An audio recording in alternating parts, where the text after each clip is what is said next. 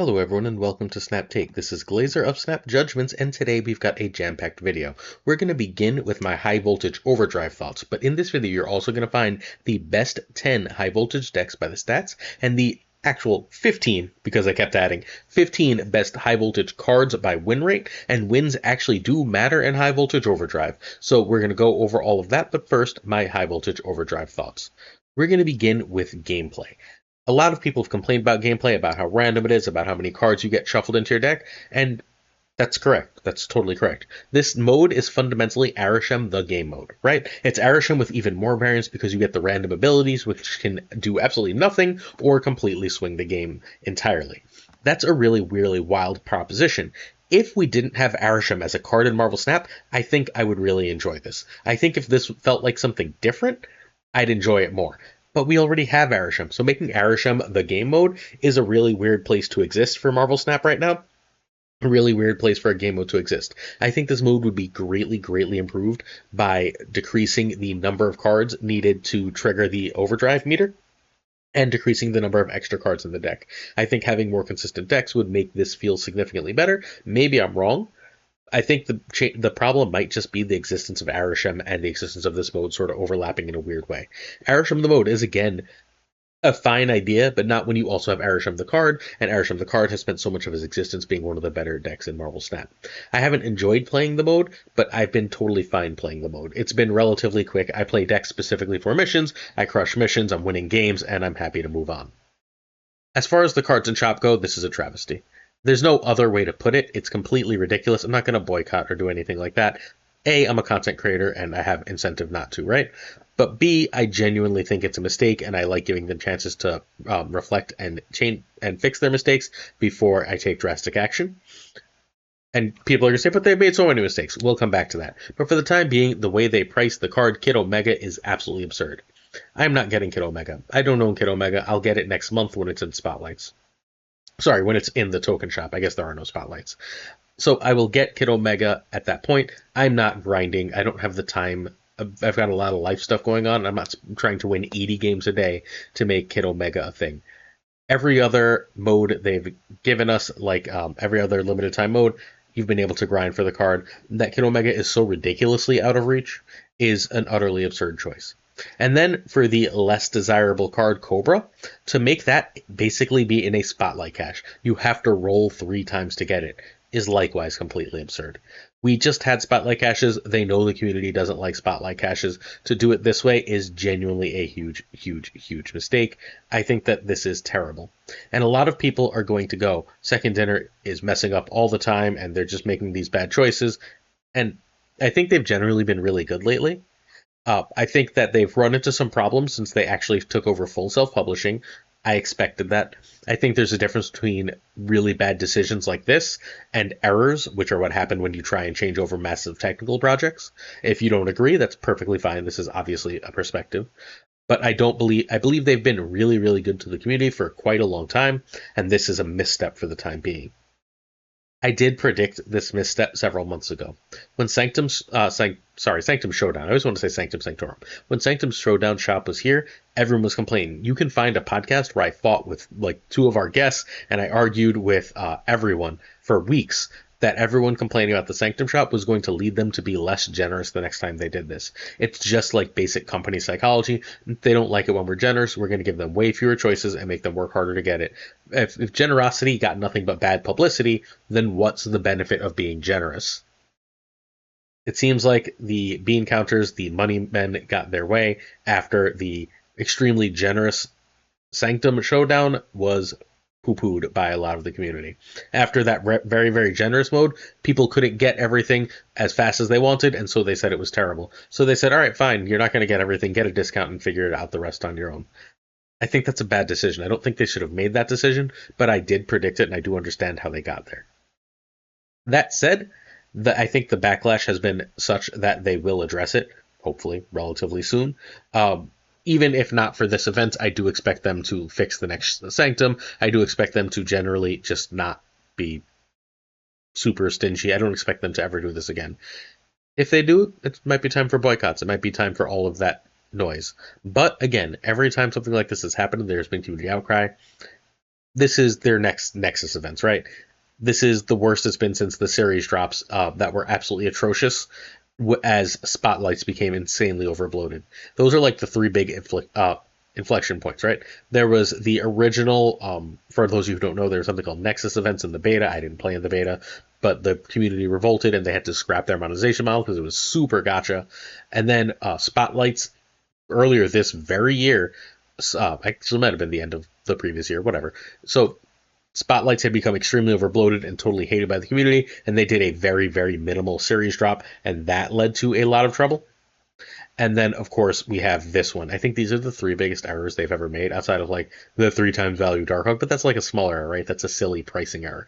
This one feels like a really big mistake. And again, they usually make good after that. Sometimes it takes a little while because it's a big company and it takes a while to get things in motion. But I'm going to hold out hope for the time being that I know a lot of the people that run this, right? I interviewed Sam Stoddard. I know Glenn. I speak to Griffin. I speak to Brady. I speak to these people, and they're not evil people. They're all intelligent people that seem to want what's best for the community. They will hear us. They have heard us. And I'm calling on them as publicly as possible at the beginning of this video to find a way to fix this. And I'm not saying compensation. I'm not saying give everyone Kid Omega or anything silly like that. I'm saying that they need a way to fix this. This cannot be the model going forward. This will drive people away from the game. This will lead players like me to boycott. Please, Second Dinner, fix this. All right. Let's get to the 10 high voltage decks, but before we get there, I'm going to ask you to please hit that sub button if you're willing to, as we do our best to continue to climb that sub count and build a community here. We're trying to hit 25,000 subs in 2025, and we need your support to get there. If you are willing to, it's totally free to help support the channel, and we'll give you 7 days a week of Marvel Snap videos. I've got like absolutely crazy stuff. We will not miss a day. You will get at least a Marvel Snap video every day this week. Yesterday and the day before we did 2 videos. If you want the most Marvel Snap content and the best decks, hit that sub button. All right, our first deck we're going to talk about is this one. I don't know who made any of these. I pulled this information from Untapped, so full credit to Untapped.gg, which had the easiest way for me to filter this information. This is the largest games played by a ton, and it is the highest win percentage for anything even approaching this. Now, it's worth noting that one card in this deck is actually banned in the mode currently. Gorgon is no longer playable in the mode.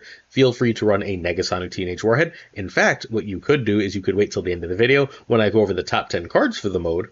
And as we talk about the top 10 cards for the mode, you can pick one of those to replace Gorgon.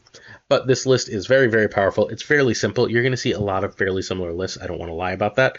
You're going to see a lot of fairly similar lists, so I'm going to try and highlight some key cards here. Baron Mordo has been very, very strong in this mode, largely because making your opponent draw a 6-cost card, when that might not be a 6-cost card, can often mess up their curve and mess up their plans. There is no turn 6, so whatever turn 6 cost will stay 6 cost for the rest of the game. Because everyone's running such high-cost stuff, Morph has proven incredibly powerful as well. Morph as a way to grab a Red Hulk in hand, a Hulkling in hand, a Blob in hand, etc. has been very, very strong. Shang has been better in this mode than the latter by a lot, as people are playing a ton of 6-drops for a crazy amount of power. Leader has been better than expected. Again, that crazy amount of power, same logic as Shang-Chi.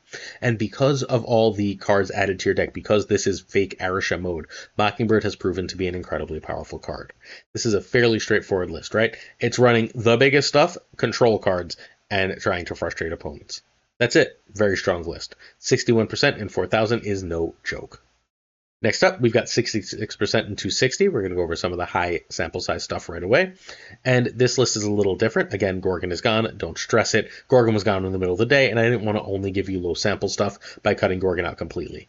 Gorgon is an incidental card in lists. It's a nice card to have, but it's not a pivotal card. So I didn't feel like eliminating things for Gorgon, although I did eliminate High Evolutionary decks. High Evolutionary is also banned and was in my favorite deck for the mode. Thank you to our friend Philly for that deck. But his High Evolutionary changing means you have to rebuild the deck. Gorgon changing means you can add any other card. So this deck, this card is about hand generation. We've got Iron Patriot, Valentina, Infinity Ultron in order to generate cards. We've got hopefully a ton of extra cards in hand. Those extra cards can be used to buff the board through Kahori, and can be used to make Mockingbird cheaper once they're played, and can be used to be pulled by Isan. This has been the most fun I've had with Xorn. I still don't think Xorn's very good. I'm not going to lie to you. I still don't think Xorn's very good even in this mode, except he's actually working on this deck. Xorn plus Kahori seems like a really winning combination. Iron Patriot, Valentina, Infinity Ultron. That is the core of this list. Outside of that, we have the regular stuff that we have in a lot of these decks, but this little core that Kahori, Xorn, and then the card generators make gives this one a nice little distinct flavor. Also, a thing I'm keeping out for, the play 5-cost cards is a really common whatever it's called mission for this mode, and this deck does run 3 5-costers and has the ability to generate more from Iron Patriot, or obviously just in general from your Overdrive cards, so that's really great too. Next up, we've got this one, 68% and 200, and I would not have expected this deck to do good, but apparently I'm just wrong, because this one is kicking butt. This one's got a couple of extra different things about it. Let's go over them very quickly. First, we've got Havoc. You can just drop Havoc on the first turn relatively easily. You usually have so much energy that it just does not matter. So if you see Havoc early, you get for very cheap, you end up with 16 power, which is really nice. Strange Supreme always has stuff to eat. I found, I played our friend Shang Enjoyer, who's in the finals of the Snap Judgments League. I played our friend Shang Enjoyer's Strange Supreme deck. And I didn't really like Strange Supreme. So Strange Supreme makes it really hard to predict anything power-wise for me to decide what I want to play. I don't know what he's going to eat, so I don't know where to play my cards, and that has made the game a little more challenging. This deck tries to mitigate that by just saying, I've got Living Tribunal, so if I eat the wrong thing, it doesn't matter, because Tribunal is going to spread all that power anyway.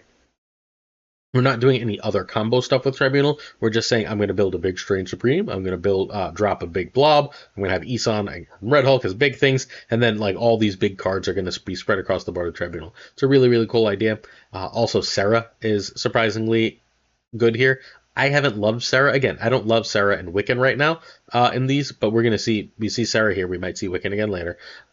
My logic there is fundamentally, I just have so much energy, an extra 2 or 3, or even 5 or 6 doesn't always matter a lot because I can play almost everything I want. My hand is almost always empty, like Ronin is not a good card for this mode, for example.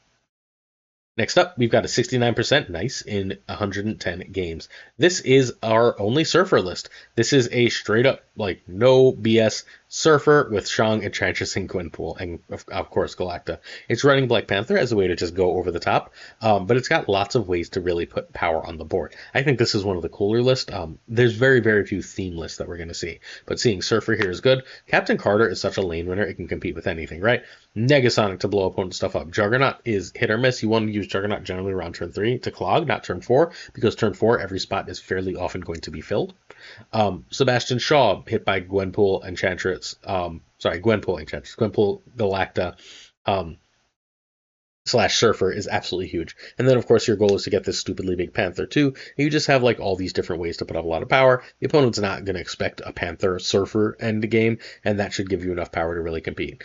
Copycat's also been really great in this mode, in particular because people aren't running theme decks, they're just running good stuff, so Copycat's almost always got a really good target. Next up, I wanted to feature this one because it's got Leech. So this is our smallest sample one. So this one is being featured for 2 reasons. One, it's got 3 5s in it. Having 3 5s in a deck is really good. I also think it's amusing that this doesn't bother to do any cheap stuff. But we've seen in a million decks that everyone's running a bunch of 6 drops, right? So Leech does make a lot of sense here. And since we're running such a heavy curve, so does Ares. Ares has a way to put up extra power. We're just running like the best stats all over the place. Gwenpool has a way to buff all those good stats. This is all fairly simple stuff. I really like the Gamora shout. People are playing everywhere, every turn. Having access to a 5/12 is great. You can Zola that Panther, that Iron Man, that Gamora, sometimes that Hulkling. And all of these big cards are really great to make yourself a cheap Scar. But Leech, I think, is why I'm featuring this one, even though it's got a really small sample size. Huge win rate, tiny sample. Next up, we've got the same win rate in a better sample. This is a smaller mid-range list. I'm very surprised this works at all in this mode. Straight up, I'm genuinely shocked.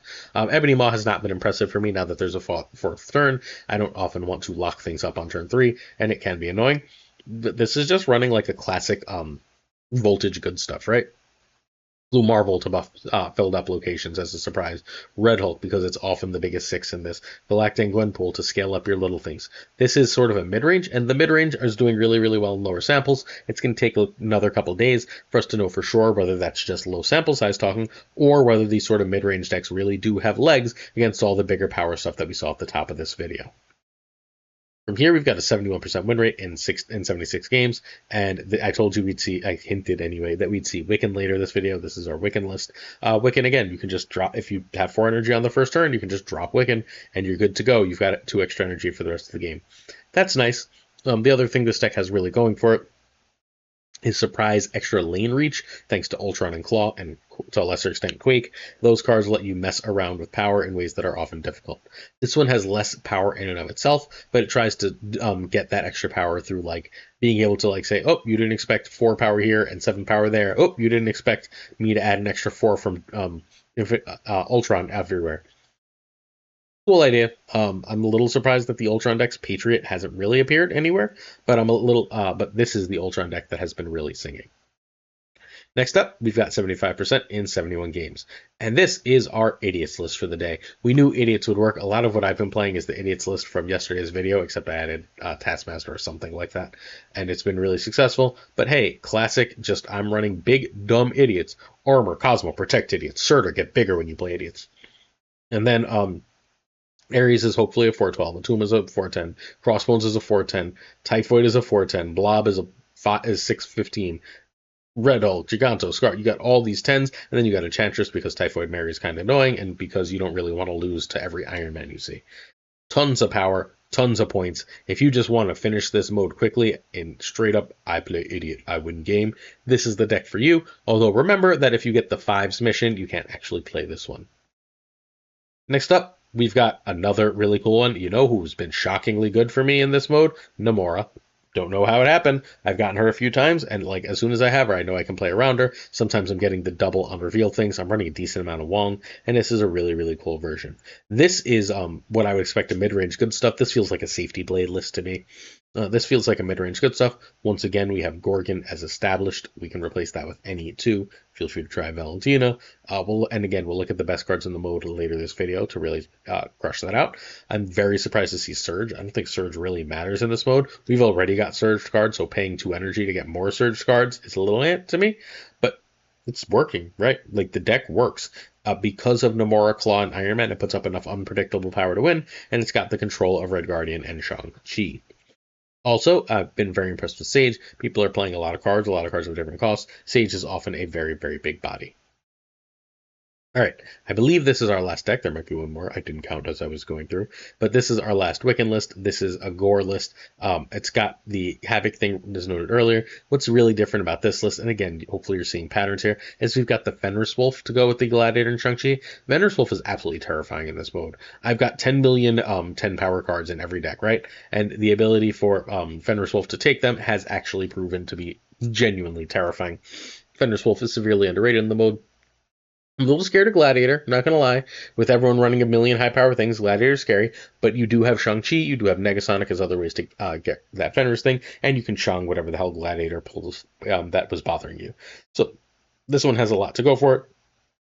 Cannonball is here with no Mercury. Mercury, I think, is pretty good in the mode, but Cannonball, if people are filling things anyway, Cannonball has been very strong. Hey, come check out a stream. I'm actually not streaming today. I've got a end of year thing with the teachers, but I will be streaming tomorrow for the podcast at twitch.tv/PulseGlazer, so please do stop by and check that out. All right, our season pass question. If you could ban 1 voltage card, what would it be? Technically, this is only a question you're answering for fun, though, because over on Comic Book Click, that's comic book as one word, and Click, CILQUE, we have a PAX code giveaway going on in a video I released there. So if you want to win a PAX code, check out comicbookclick.com. Sorry, not comicbookclick.com. I believe that also exists, but check out Comic Book Click on YouTube and watch my video there. Leave a comment for a PAX code. Y'all good? Cool. Our top 15 cards. Number 15 is Shang-Chi, and that's really, really notable because Shang-Chi is one of the most played cards in the mode, and Shang-Chi is usually closer to just a little above 50% win rate. Shang-Chi feels like a card that wins a lot of games, but in most metas, it's a little bit above neutral. It's really good for the decks that want it, but a lot of times it's useless, so that pulls its win rate down, right? In this mode, there's almost always a target, and Shang-Chi, being at an insane play rate with a really high win rate, is very good. The same logic is semi-true of Negasonic Teenage Warhead, except for the play rate. Negasonic has just proven to be very powerful. You know when people play in a lane, they're going to play something big, right? So if you can get priority, Negasonic is extraordinarily powerful because everyone is dropping big. If they drop big, Your Negasonics there waiting for it, you win. Mockingbird is another huge play rate card. It seems obvious why Mockingbird is good. You get all these overdrive charged cards. They all make Mockingbird cheaper. You play Mockingbird, profit. It's nice and easy. Mockingbird remains one of the most versatile cards in basically every freaking game mode.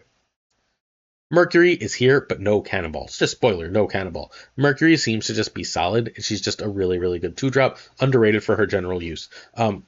I think that the decks that are running her are running Cannonball, but Cannonball isn't enough of their stuff that Mercury with Cannonball is a high win rate. So if you have Mercury Cannonball, it seems like that would be a good shout. People are dropping big things. If you can play leader, you get the big things. It's not complicated. Yeah? She-Hulk is cheap and big. If you see She-Hulk on like turn 1, you can just pass with 4 energy, and then you have like a 2-power She-Hulk to do with stuff. A lot of people are running Infinite stuff too. If you have Infinite and She-Hulk, you can always pass off that, and then you can drop 30 power that way. She-Hulk remains a really obviously good card. Morph we already sort of talked about. Morph is if people are running all good stuff. And we looked at 1 million decks and 99% of them were, we looked at 10 decks and like 8 of them were just pure good stuff, right? So 8 out of 10 games, Morph is going to grab a good stuff card or one of their charged cards. So Morph seems very good.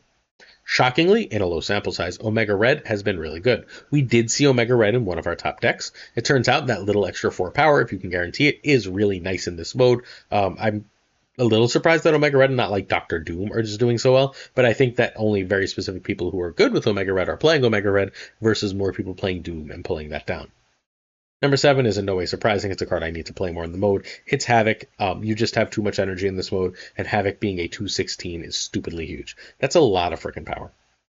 Emperor Hulkling gives you a little bit of unpredictability. Again, same thing as in a conquest match, a tournament match, where Emperor Hulkling has more value than on ladder. Well, we've got a mode that is sort of saying like, okay, I just want to surprise you with big weird things, and Emperor Hulkling is the big weird thing.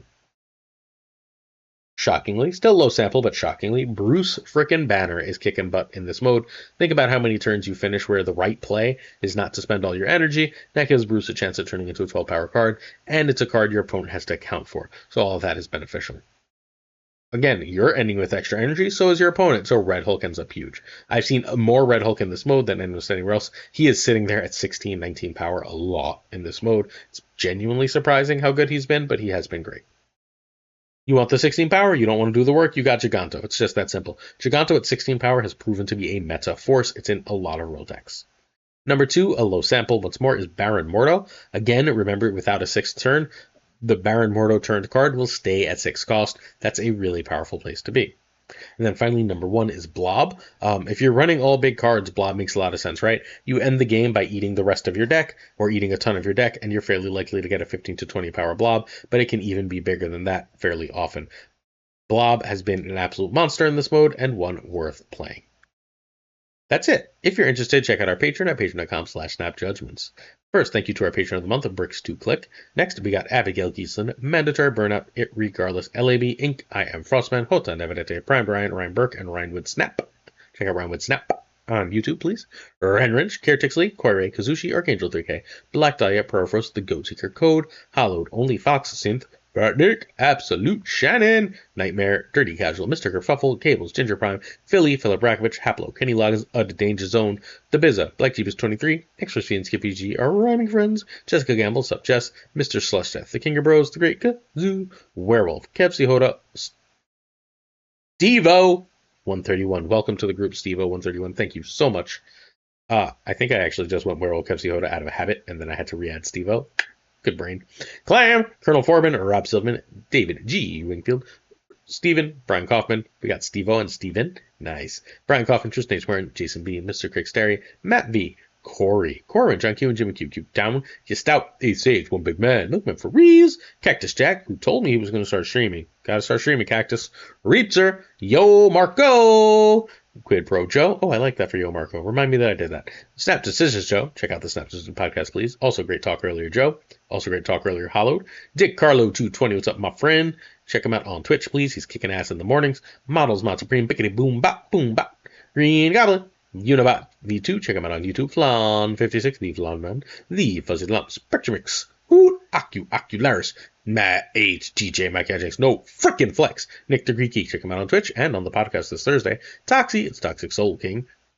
Check him out on the podcast, you guessed it, this Thursday, Zodrix74. Guess what? Wait, am I just saying everyone's going to be on the podcast? Nick will be on the podcast. Toxic Sulking and Zodrix, you should follow on Twitch. That's what I'm trying to do. Getting real late, friends. My wife wants to finish Ginny and Georgia, and every episode is like freaking an hour and 15 minutes. It's completely ridiculous.